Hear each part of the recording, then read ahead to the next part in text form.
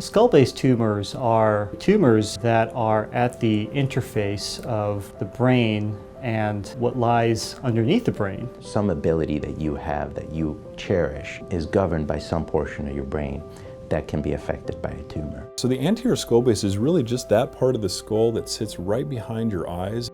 Anterior skull-base tumor can affect multiple functions: their vision, their hearing, their swallowing ability, their breathing. The first time I noticed I was losing my vision, it was in a very big space and there was a lot of lights, and I felt like I wasn't seeing the light the same way that I used to.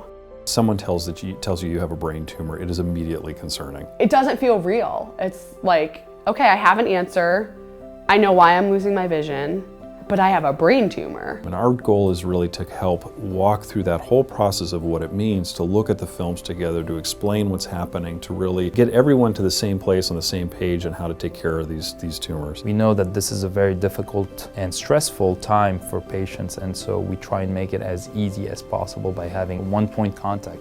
I usually meet patients on their initial clinic visit. I make it to as many appointments as I can get to. You don't realize when you meet her for the first time that she's going to be there every step of the way. And then when you get to see that familiar face all the time, it's just so comforting. When I show up to see them before surgery or when I appear in the clinic, they're like, oh, it's somebody I know.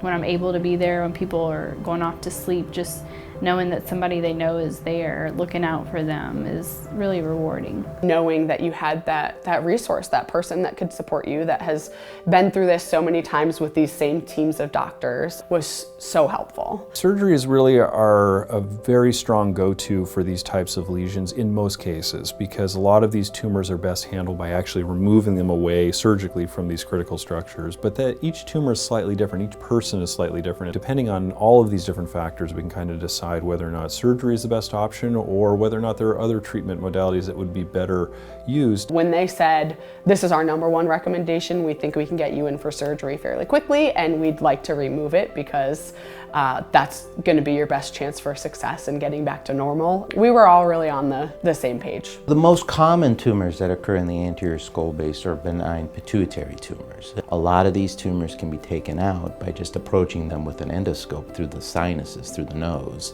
And it's a very minimally invasive procedure, very well tolerated by patients.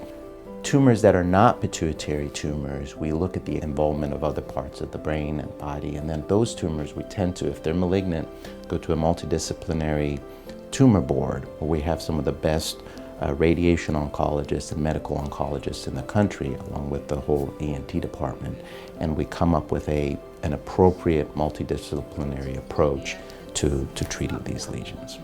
If surgery is thought to be risky, then we certainly have to consider radiation in those cases. Radiation and surgery are both aggressive treatments that can leave a patient with deficits. And so with a benign tumor that's relatively small, observation is certainly an option.